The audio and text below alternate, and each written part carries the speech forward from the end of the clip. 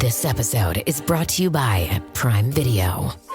In the small town of Holland, Michigan, nothing is ever what it seems.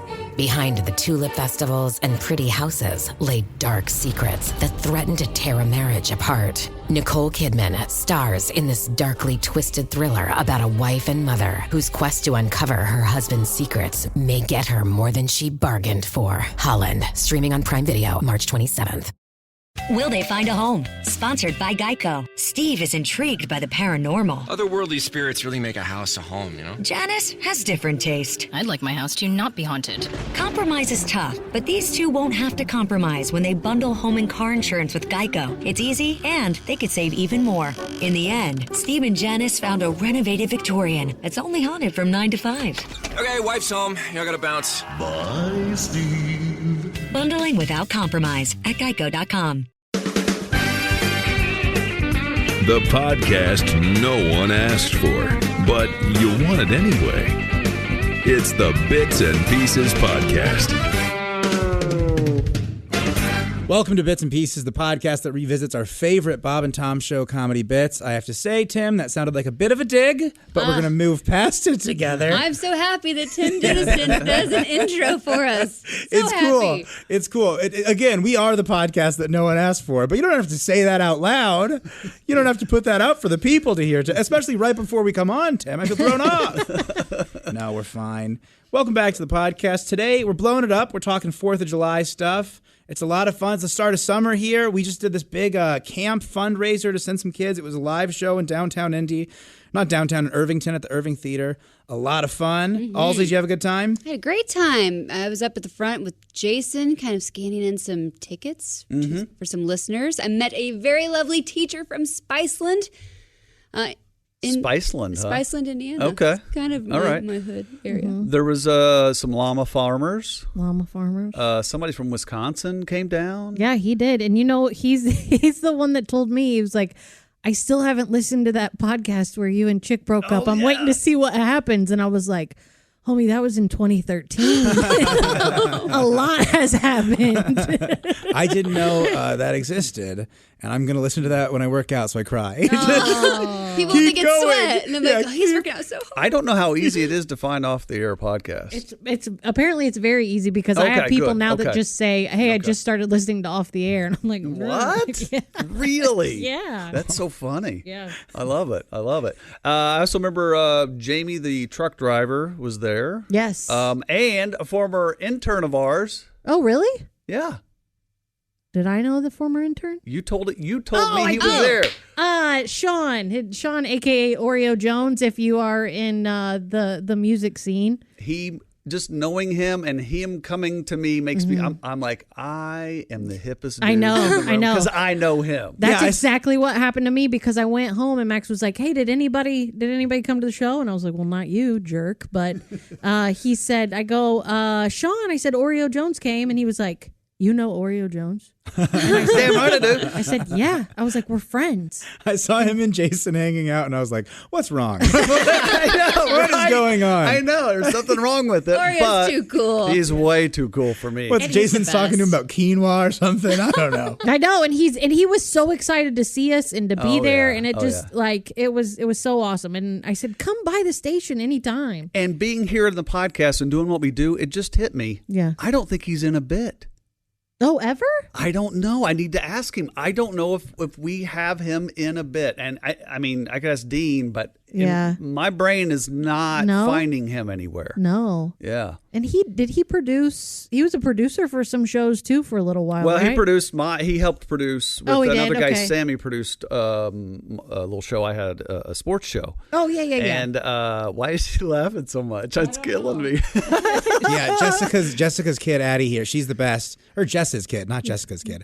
Jess's kid's Addie, and she's sitting right behind Jess. And so you guys, I have the perfect view. I don't know if you have this one, Jason. Yeah. I have you right here, and then Addie is like the little devil on your shoulder. Yeah. And she's just smirking like she's telling you little secrets. She's sitting in the mix room where Alsman and I usually sit when we're on the show. So she's pumped, and she can hear us, so she's really excited. Full smile ear to ear. It's like permanent. Yeah, I love it. Smiley. Oh, she can't hear us? Dang, I was going to make fun of her a bunch, you know? I was going to really lean in. No, I was kidding. And then I was going to go punch Willie in the face. Damn it, she's giving me the finger. Look at that. Look how you raised her there. No, I'm kidding. She's not. She's very sweet. Well, let's do this. Let's get into our first bit. This is some fun. Here is some of the most patriotic bravado ever in a Bob and Tom bit. The Bob and Tom Show presents Great Moments in Independence Day History. There were many heroes of the American Revolution. Historians often recount the brave tales of men like Nathan Hale, Ethan Allen, Paul Revere, and of course George Washington. Teachers quote the words of these brave men, and school children become familiar with phrases like, "The British are coming," and "I regret that I have but one life to give for my country." But one of the bravest men in history was surely young Private Daniel Burroughs, who quietly snuck up on an encampment of British soldiers in rural Vermont. When the 36 surprised redcoats turned and saw the lone patriot, they had to have admired his bravery as he stood and exclaimed, "Yeah, how you like me now, biatch? I'm gonna bust a cap in your limey asses. You on American soil now, dog? Yeah, Jack, who's the bitch now? Who's the bitch now?" Although he did not fire a single shot, he certainly intimidated the British troops, and they proceeded opening fire and riddling him with nearly 50 musket balls. He most likely died instantly, but historians agree that the looks on those Brit faces must have been priceless. We at the Bob and Tom Show salute you, Private Burroughs, the craziest mother in the Vermont Volunteer 3rd Regiment. This has been Great Moments in Independence Day History. Incredible. Not a lot of people know about that guy, Burroughs. They don't talk about him enough. It's crazy. Here we go. I think I have an idea for our first piece of Bits and Pieces merch. You guys ready for this? Yeah. A lot of Bob and Tom merch, a lot of hats, posters, whatever. We have no Bits and Pieces merch, and I think this is what it is. It's a quote from that, which is, "Who's the bitch now?" And we just say, quote, Dean Metcalf. Because Dean is the nicest person in the whole world. I love it when the narrator turns into the character of it. Yeah. And only Dean, and no one does it like Dean. No, and like part of it, you wonder just like, hey, was that like a low production thing? Like, was Dean just here so late that there was no one else in the building and he was going to have somebody fill in for him? Right. But I don't even, it doesn't need to be that because it's so funny that it is Dean doing both. Yeah, He can do it all. Yeah. And just that it's a sort of the bravado of someone in the 2000s back in whatever, the 1700s. Also, Who's the Bitch Now? I believe that line is also in the film, the great film, featuring Eddie Griffin and DJ Qualls called The New Guy. Yes! Oh my God, I love it. Are you guys familiar? He does the crazy eyes. And Yeah. He's like, oh my gosh. The New Guy, I definitely had that on DVD, and we watched The New Guy a lot. We were a big The New Guy household. DJ Qualls also in the movie Hustle and Flow, where he plays the nerdy white guy that makes the beats. So you're telling me that Dean lifted this line from this movie? Oh, on this no. bit. I don't think he lifted it from it. Okay. I think that maybe like Who's the Bitch Now maybe was just more. Okay. I love saying it like that. And like, I think that Who's the Bitch Now was, I believe it started in 2002 on, I don't know. I have no idea. But I know that line, or at least the sentiment of that line, maybe even just the phrase, "da bitch," does appear in that movie. I feel like a big weirdo saying, "da bitch," like that. I love that Josh this past week or two has been he's been doing an impression from a movie, a line from is it Snakes on a Plane? Which one's he doing? Oh no, it's the movie Anaconda. Anaconda. Yeah, sorry. Yeah, it's snakes that big out there. Yeah, you got snakes that big out there. It's a very fun one. Yeah, we've been having a lot of fun doing that. And but it's Ice Cube. That guy is a part of so many of my favorite movies.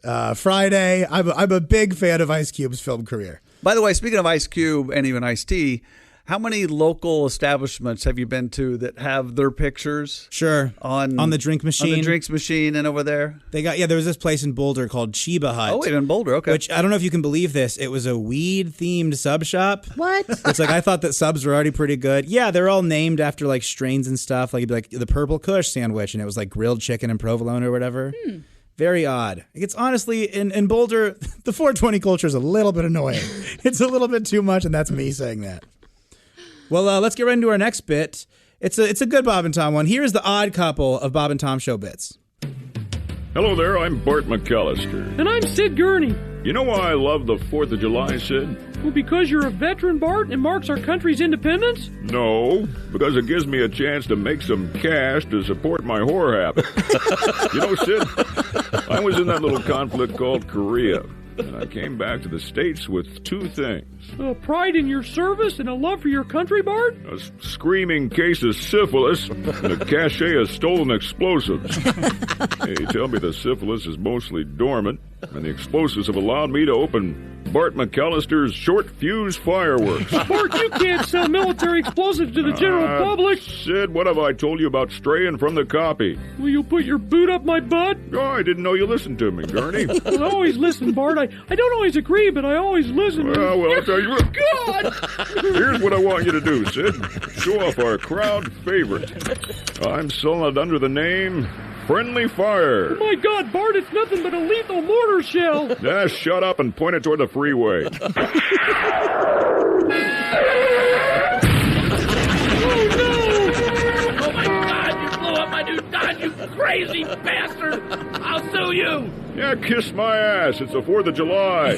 My God, Bart, this is human carnage. Just look at it. Gurney, your idea of the 4th of July may be running around in your underwear with your friends waving sparklers. But at Bart McAllister's short fuse fireworks, we guarantee you the biggest bang. Gurney, quit your whimpering and read the damn disclaimer. Oh, jeez. Bart McAllister not responsible for any dumbass who loses an eye, a limb, speech, hearing, or any combination thereof. Any litigation should be filed against Sidney L. Gurney. What's the L stand for, Sid? Well, it's Leonard. He's my great-grandfather on my mother's side. He was a locksmith, Bart, and he used to fascinate us with his endless stories. Oh, God! You split my lip! So that's Bart McAllister's. Excuse me, I'm the fire marshal, and we're here to shut you down, McAllister. I haven't done a damn thing wrong, you fat Just look at this room, full of LP gas tanks right next to a lit flame. What do you call that? Oh, I call it our propane fat finale. Whoa, Doris! So that's Bart McAllister's short fuse fireworks. Well, what's their motto, Gurney? Legal fireworks are for From noon to 2. Look for the smoke just off the bypass. Will help now. You heard him, guys. No legal fireworks this year for 4th of July. That's right. Do you guys do a big fireworks thing at your 4th of July shindigs?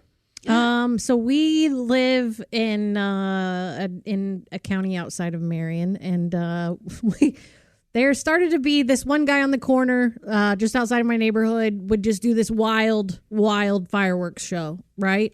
So we're like, well, we don't have to drive downtown and see fireworks. We'll just stay home. Well, and then somebody bought a giant house across the street, and they started hosting a 4th of July. So then it became this pissing contest between these guys, right? Mm-hmm. And then another guy got involved. There's 4 different going on the weekend of the 4th of July. And now they have signs in their yard that say, taking donations. Donations welcome. For the fireworks? So basically, expensive. yeah, so they want you to give, they want you to donate to whoever you want, to have the biggest fireworks display. So we donate to the one closest to our house. Really? Yeah. That's awesome. But you get to see all 4, right? Oh, yeah. Because yeah. they're all very close. Because of trees and different things, it's hard to see. And it's better to stay at our house because somebody likes to sit inside and watch the window, not crazy about the noise. So, yeah, I hear you. Your daughter? Yes. Yeah, your daughter, by the way, she's being a menace right now. She has Pringles in her mouth, trying to look like a duck, trying to throw me off. It's very funny, Addie. I see you. That's hard, too. Letting her listen may have been a bad idea. Maybe we should turn on YouTube or something. Yeah. That's okay. She doesn't need it. What's on YouTube? There's no idiots like this on YouTube. Are you kidding me? Oh, well. There's actually a lot more idiots. Oh, you think so? I like to think that I'm a special, unique kind of idiot. You know? Yeah. I like to think that I feel like we all bring our idiocy together. We make something special. Yeah. Right. Really quick, by the way, I do want to point out that in that there's a legal disclaimer where instead of saying any individual, they say any dumbass. And I think that companies really should do that. Because some of those disclaimers, you read them, they're so weird. Right. My dad always brings up the example about the disclaimers on a ladder, things like that. The disclaimer on a ladder, as long as a CVS receipt or whatever the joke's going to be. Oh, yeah. But yeah, sometimes you read these disclaimers and you go, okay, I know that I shouldn't get this wet. Things like that. Yeah, I'm with you. I know. I'm like, you're making a really good point, Willie. I don't know what more you want us to say. No, I don't know. I sometimes let's just go to the next damn bit then. Great. Okay. Here it is. It's that wild and dirty fella. It's Tim Cavanaugh.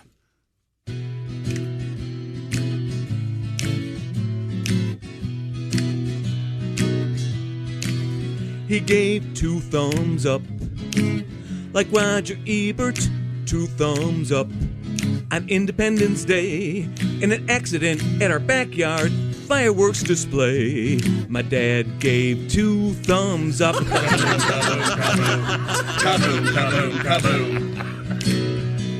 Our neighbor heard the screaming and ran out to his yard and got the finger from my dad. More than one. And gunpowder was found underneath Dad's fingernails, underneath a Chevrolet parked half a mile away. My dad always had my mother wrapped around his little finger. Tell us more. Well, that finger and my mom landed on the roof. She got cuts and bruises and shingles. Ouch! As Dad recovered, visitors came by. His insurance man came and went unrecognized, 'cause to my dad everybody looked like good hands people. He can't do here's the church, he can't do here's the steeple, except up to his second knuckle. Man, I'm hoping that his luck'll be better next time. Have a safe 4th of July. 4th of July now. This is the way we rehearsed it, you guys. Now. Hey, you guys. 4th of July now. Would you mind stop snapping your fingers? It makes my dad jealous. Aww. What a lovely and then weirdly sad bit at the end. The singers, I know that one is Mark Allison. Mm-hmm. Jason, are you the other singer? I don't think I'm on that. I think it's probably just Dean. The original Cavanettes is just Dean and Mark. Got it. Okay. Yeah, I have been in rarely in the past, but I don't recall being on that one. Yeah, I'm trying to think of some dangerous fireworks stories. Thankfully, as a kid, we didn't have too many because my dad was so safe. The Mr. Safety thing isn't a joke. I really do remember him wearing safety goggles, having either a long lighter or having the full butane torch. Right. Yeah. Going back, lighting, and then he would run back to us, and then as a group, we would all run back like behind like another barrier or whatever, and he would fire some stuff off. I love that. Yeah, it was a little bit of fun, but we never. He wasn't going to let anybody blow their thumbs off. That wasn't happening at the Griswold household. You know what my dad did? We had this awesome lake house growing up, and it was my dad and 2 of his cousins that built this house together. They all know different or they've all worked in different trades, so they were literally able to build this house. And so all of us kids, and I think I've said this before, but there was like 15 kids, all under the age of 10, all with names that started with J, except 3 that started with B. But we don't have to talk about that. And we would sit on the porch, this great big wood porch that looked out over the lake. It was beautiful, and that's how we would watch fireworks every year. And one year, all the grown-ups took firecrackers and like lit as many firecrackers as they could and threw them under the porch where we were sitting. Oh, they thought that was funny. These are the grown-ups. The grown-ups put firecrackers under the porch. I'm sure it was hilarious. I would hope someone has this on VHS somewhere of us just scattering and screaming. Yeah. Is there a risk of fire affiliated with that? Are they I don't certain? think. I mean, maybe not. I'm not sure. Maybe someone responsible was standing by with a fire extinguisher, but I doubt it. I feel like if you're saying, hey, let's light the kids on fire, I feel like there's not just going to be like Uncle they Larry just with that. really enjoyed scaring us. They did scare us a lot when we were kids. But we also, as kids, we would take old pop bottles and stick bottle rockets, literally bottle rockets in old pop bottles, light them and shoot them off of each other. Oh, yeah. Yeah, all the time. Yeah. Did you guys do that? Yeah, but I wouldn't participate. I watched the boys. Oh. Because I was a little scaredy cat. I was excited just to hold the bottle out of my there hand. you go. Like, oh, this is cool. Except when those boys turned to be, 25, and someone's like, hey, let's make a bottle rocket bomb or whatever. So it's like all of them wadded up together, and they throw it in a fire. Oh. And then let's see what happens. That's very, Guess very what? dumb. It lands on the neighbor's roof. And, a bunch of other stuff, too. Any fire start or no? Thankfully not there. It did damage a car. Sure. Sure. I remember the first time I ever used like a Roman candle when I was playing with one of those with my brothers. It's a weapon. I mean, we got like, because if you light it and then it fires off like whatever it is, like 8 to 13 or whatever it is, and then pew, pew. I think it fired off 2 or 3 times before we realized the potential of what this could be. Yeah. Before we're turning it, run, and then like whichever's the littlest or the slowest has to get out of the way. A lot of fun, very dangerous. Don't do that if you're listening. So does your dad do fireworks with the little kids now? Yeah, but it's the same kind of thing. It's in the driveway. It's he either has the proper propane blowtorch or he has the big like candle lighter. Right. And everyone is like back 20, 30 feet. Right. He runs up, he lights it, and then we run back even farther back. Right. And he does have the safety goggles, which that's not a joke. And it's not like he has like a pair of ski goggles that he wears as safety. No, he has like proper like the goggles that they make for like welders, not welders. No, What's like is. one step below a welder? No, but I want to see Tom with there the welder degrees helmet. of a welding helmet because I wear a welding helmet that like gets dark when you arc the torch. Yeah. When you do that, but I also wear my welding gloves that come up to my whenever I do it because I don't want to get burnt. Yeah. Yeah, he's got the big glasses, and he also uses those when he cooks bacon. Okay, I don't do that. Yeah. That's completely 100% real. Keep him around. I'm not going to lie. I feel like when I've cooked bacon, I worry, even just frying something else, that something could. Yeah, because I've had something catch me other places. It feels you. You feel it somewhere, and then what if it got in your eye? I know. I've had this happen to me, and I told my butt, and I wasn't wearing a shirt when I cooked the bacon. You told who and what? My friend. I was like, yeah, I got bacon, and it burnt my chest. And he was like, why aren't you wearing a shirt when you cook bacon? That's not that weird, is it? No, it's 9:30 in the morning. Why do I need a shirt 9:30 in the morning. on? I'm home alone. Jess, I can see a little bit of judgment coming from your. No, I think cool? it's a guy thing. Yes. Definitely a guy thing. It definitely makes me feel like Tony Soprano, being like, I'm sitting here waiting for the bacon to go. Right. I get a little pop. It's the oil. But I don't know. I think if it was a Tony Soprano thing, you would have your robe on and open. Actually. Oh, wait. Yeah. And that's another thing we have to talk about. Recklessly thrown open. Another thing we have to talk about is at the Irving on Friday night, Jess came out. I have my show shirt that I don't want to get sweaty. I'm waiting outside and I'm wearing this. It's a wife beater, basically. He was. It's from a woman's shapewear company, and I wear it to sort of suck me in on. Jason, I lost 50 pounds. No one said a damn word, so I bought some Spanx, okay? I'm saying, There and ain't I'm nothing wrong wearing. with that. You look good on stage. I'm wearing this like wife beater thing, and she's like, "Are you going for like a Tony Soprano effect?" And I was like, "Hell yeah, I'm going for a Tony Soprano effect. I look cool right now. I think I look cool." Well, actually, we have a special thing we're going to throw to. I don't know about this. We have an extra bit, free bit. It's a free podcast, and so I'm throwing to my pal and yours. It's Jason Hofstadt's.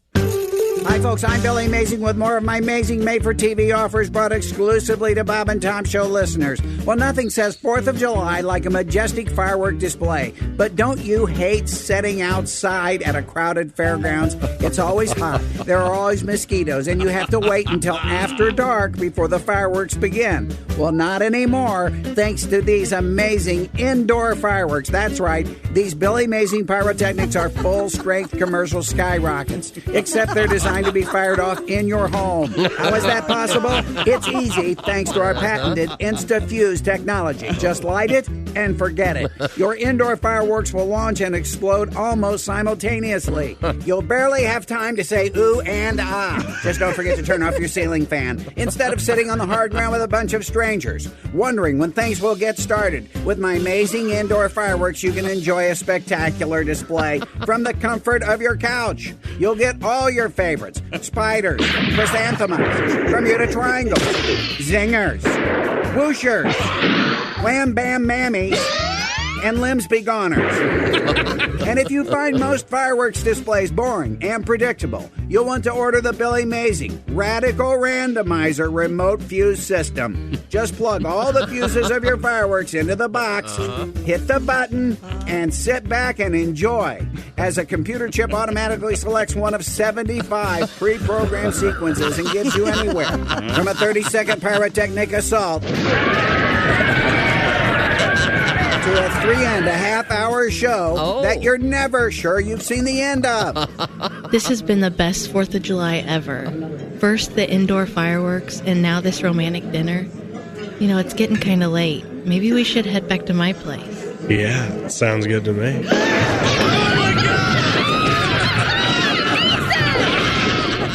Call and order your indoor fireworks right away. yeah. Our operators are standing by. Just be sure to speak loudly. Our operators have lost most of their hearing. Call today. I'm Billy Mazing. That's a joke that's just for me. Our operators have lost most of their hearing. That tickles me. I mean, that is exactly the kind of joke that I love. Billy Mazing, indoor fireworks. What do you guys think? Indoor fireworks? Well, Jess, you basically told a story about your parents doing indoor fireworks underneath the children. Yeah. I mean, we were on the porch that was connected to the house. So, yeah, but we... At my house, I have thrown the giant poppets in the house just to scare the kids. I've absolutely done that. Did you ever bite those? I feel like the boys growing up would always put them between their teeth. What? The kids that bit on those things are all in jail now. Every kid it's like, that bit dare the poppets. you, a double dog dare you. And I'm like, no. And then they pretend like they're smoking. I mean, they're all criminals is what they are. I mean, that's just... That is the most Tom Griswold thing you've ever said. It's those kids. It's like the same as... There's like a certain like Mountain Dew genre of kid that would just beat me up. You know what I'm saying? Does that make any sense? I do. Oh my gosh. I wouldn't have beat you up, but I do like that Dew. P.S. Mountain Dew USA, a great flavor out right now. You must try. What is it? Is it red? Is it limited time only? Purple. It is, I believe. Purple? It combines Code Red, whatever the Baja bluish Blue. one, Yeah. and then the white one. There's a white Mountain Dew?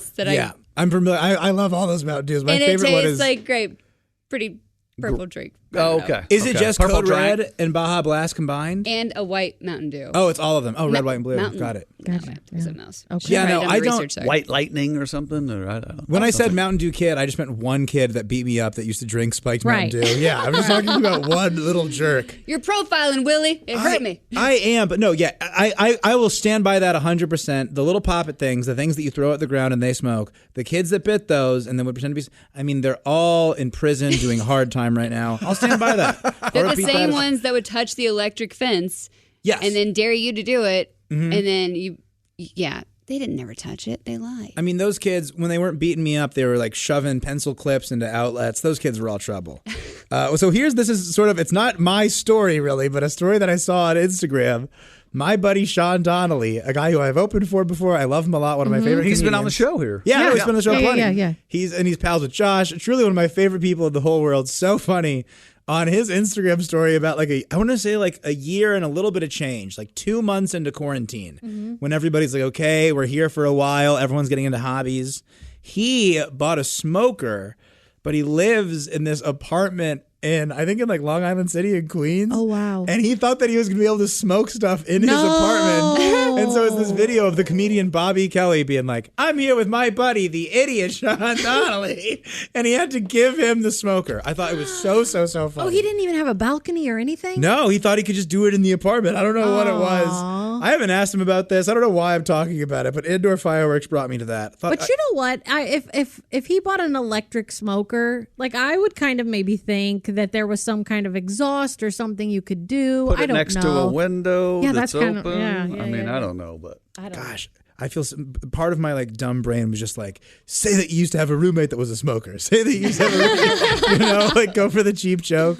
So, Willie, are you big? Do you think you'll grill out some steaks? What do you? I do a lot of marinated chicken on the grill in the summertime. Okay. I do steaks on the grill, and for me, burgers. I like a thin patty on a burger. I do most of my burgers inside. I definitely do burgers on the grill, but if I do that, I'm just doing a pre shaped Sure. Kroger patty. Sure, I'm not. sure. I'm not doing the thing where I put out my parchment paper and I get it thin. And You're a smash burger kind of guy at heart, right? Yeah. I like a thin burger. You get more opportunities for cheese and for toppings. You still get good meat. It's well seasoned because there's not that middle area where nothing's And you seasoned. like a crispy edge. Oh, yeah. I mean, should we just make this a burger podcast? I can go 30 more minutes on this. We had a little lunch for Jess the other day, and it's a steak place. Yes. But they do a steak burger that is the best. You should have seen. So Mike Mark orders a club sandwich, totally regular. Which is awesome. A It's very fine good thing. there. Yeah. And then Jason gets a burger, and then Kessler gets a salad, and you're getting a salad. People are making fun of him. And I'm like, you can't do anything around here. No, you can't. No. You can't. And then everybody's food is coming out, and I'm watching, and I look at Josh, and I was like, I got a ribeye. And he goes, so did I. He goes, Chick's paying, right? Well, Josh also did something where they go, what, for the ribeye, would you like the 14 or the 10 ounce? And then Josh goes, the 14 is fine. It's just funny to say the bigger one, but to use the term fine. I wanted to lose my mind when he said that. Yeah. He goes, the 14's fine. Like the 14 will do. Right. And I'm like, wait, you're totally saying that opposite. I know. Yeah, and I hate that I'm doing that because at the end of the meal, they had this bread pudding with chocolate. That you two destroyed. I didn't want to eat any dessert. I was completely full. I was totally full. And he goes, pal, you got to get a bite of this. And I go, man, can I double dip in there? I wanted it so bad. We found this one place. I chipped away at it, and there was just this little island of melted chocolate chips. And I just got in there like a maniac. My goodness. Oh, my mouth's watering right now. So good. Every time we do this damn podcast, I'm just like, what am I going to get for lunch later? Yeah. Okay, we're going to our next bit. This one, God, I mean, this person is just a time capsule that takes you right back to a certain period. You'll know what I'm saying. Hey, look, it's Pam Anderson in a 4th of July PSA. Pamela Anderson, the distinguished actress, formerly of Baywatch, has chosen to do a public service announcement. Good morning, Pamela. Thanks for coming by. Good morning, Larry. It's Harry. Oh, I bet it is. Now, listen, I understand that you're here today to record a public service announcement. You're going to tell America what Independence Day means to you. Is that right? Oh, no, there must be some sort of mistake. I'm here to talk about the 4th of July. Pam, Independence Day is the 4th of July. Whoa, what a coincidence. Is that because it's like a leap year or something? Never mind. And listen, before we get started, tell me, have you ever been in a recording studio before? Sure, lots of times. I met my ex-husband Tommy in a recording studio. He took me around, showed me the amplifiers, the microphones, the tape machines. Then I gave him a Okay, well, tell you what, let's just go ahead and get started here. First you'll need to put on those headphones. Oh, like this? Yeah, that's great. Now, right in front of you is a microphone, and I think you know what that's for. Pamela. Pam, I think we'll be able to hear you better if you take the microphone out of your mouth. I'm sorry. I really missed Tommy. Okay, great. I think we're ready to go. All right, cue the music. All right, Independence Day tribute written and recited by Pamela Anderson. Take one. Like, hi everyone. Well, it's that time of year again. Time to celebrate the most important day in American history. July 4th, 1492. The day when our forefathers, at least I think there were four, came over on the Mayflower and discovered America. And then the British tried to raise our income taxes, and when we wouldn't pay, they attacked Pearl Harbor. Well, when Abraham Lincoln heard about it, he freed the slaves and forced them to build the Statue of Liberty. Then they all sat in a big room and signed the most important document in our nation's history, the Declaration of Incontinence. Woo! As you can see, they had a real busy day. Happy 4th of July, everyone. Okay, that's a wrap there, Pamela. Thanks. Thank you, Barry. Hey, how would you like to play with my big... Well, yeah, sure, I'd love to. Great, I'll run home and get them. Thanks a lot, that's a wrap. My favorite game to play is when something gets bleeped, to be like, okay, I know that what she was going for there. I can assume what it was, but let's think of the weirdest thing that it could be. You know? Nothing? No one likes that one? Well, I thought you were going to provide an example. I was waiting. I'm opening it up. I'm getting damn nothing from you guys. I thought it was going to be. No, yeah, I know. But then she had to go home. No, of course it's. But So I'm is saying it if it's okay. Pussycats? Yeah, that's it's play with my big. I mean, you can't even say the words that I want to say, so I guess I'll just let it go. You can. Let's believe him. Just do it. Butthole. Please Oh, let wait. Addie's listening. That's fine. That's why I Kids was say like, butthole all the time. it's a trick. Oh gosh. She's shaking her head like she's judging me now. She's looking at you people. She's looking at me like I just said shut up in Sunday class. You know, like you can't say that while you're here. Yeah, Pam Anderson, man, she is a part of a very specific time period. Yeah, so I think it's an anniversary of when someone stole her and Tommy Lee's safe and distributed that homemade video. Do you remember that? I didn't remember someone stole the safe. So that's where it was. So there was all kinds of things in there, but their homemade videos were also in that safe. That's how they that's how they got out. Someone stole the safe they were in. I always feel like 90% of those get put out by the people. Oh yeah. I mean, Kim Kardashian. Yeah. Like was it Ray J or whatever his name is? Yeah. That didn't work out so well for him, did it? Well, Ray J? Yeah. You mean the singer of my favorite song, 143? Are you guys not familiar with 143? No. What's That's 143? killer. Yeah. It rules. Lay us down some 143 lines. means I love you. 143. I love you. In the T9 days? Yeah. Oh yeah, it's killer. Okay. Ray J's the man. I think I'm probably his biggest fan. I guess you guys are more of a Kim. I was more of a fan of his sister. Yeah, Brandy. Yeah. Brandy rules. Yeah. Brandy rules. Yeah, for sure. All right. I like rock and roll. Sorry, people. Yeah. No. Yeah. So that was the anniversary of them becoming. Did you guys ever see it? Yeah. I saw. If by it you mean Tommy's little Tommy? Yes, I did. I don't think, Well, his appendage. I don't even know what his. I think it's a remote control. I actually haven't seen the video. I've never seen his real schmeckle either. Really? Just the clips they usually show, like anytime it's a reference to it, and then they always put something silly over it. On like VH1. Yeah. And they're like, look at this walkie-talkie. Right. Like that sort of thing. I just remember that they had they're on a boat, right? Yeah. And there was just like, they're out in wherever and just having a good time. Yeah. Was it their honeymoon? No, I think that it was just them. Tuesday? Just a Tuesday. It was just a Tuesday. All right. When you're rich and beautiful and you got a thing like that, you can be on a boat anytime. Yeah, when everyone knows who you are in your mid-30s, you can just walk around, Mm-hmm. I would like to think, and maybe I'm glorifying this a little bit, but like that, they might have been at their prime at this Absolutely. time, and that there's video evidence of Yeah. it. It's probably got to feel pretty good. Yeah. Yeah. You know? Yeah. I don't.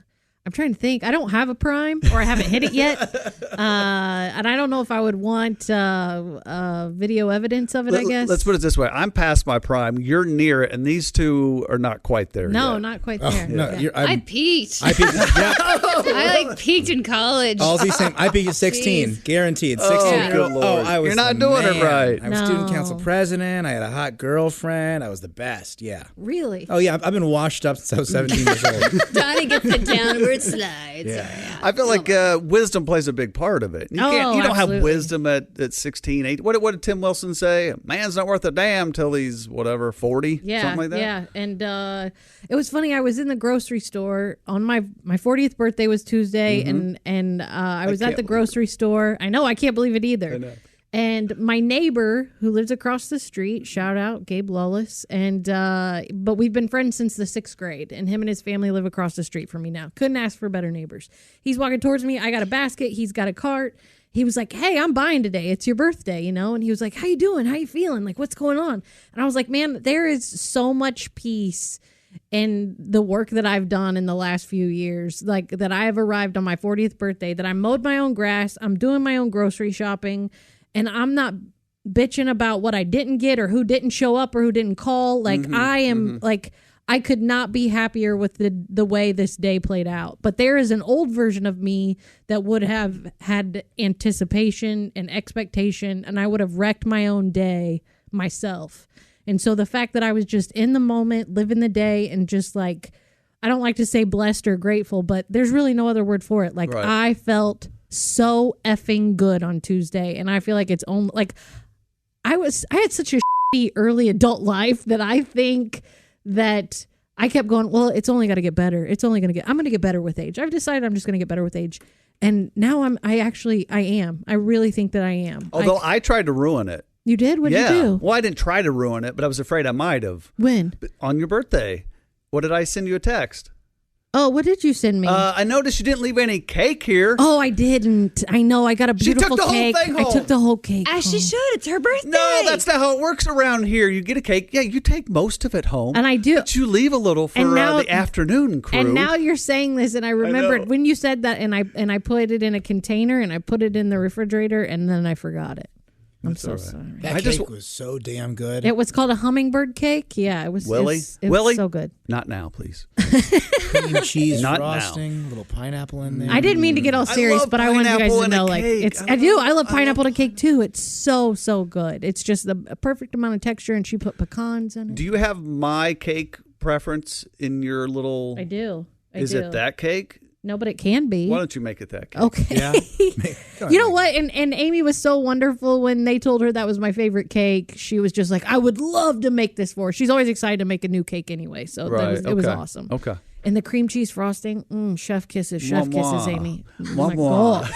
I'm a big fan of the cream cheese frosting. You can't, and hers is perfection. Is it as good as, do you remember the guy that used to bring the food in the morning? Do you remember the brownies with the cream cheese frosting? So I don't. I do. We used to be such a bunch of spoiled brats around here, and we had breakfast or some kind of food made for us every morning and brought in. And for me, it's macaroni and cheese and chicken salad. That was my two favorite things that he made. All I remember is the cheesy potato casserole. That was good. John Panette came in one time. John Panette, famously a very big guy, on Broadway as the mom in Hairspray. Is that what it's called? Yeah. Oh, John yeah. Panette goes, how do you stay here every day with this cheesy potato casserole?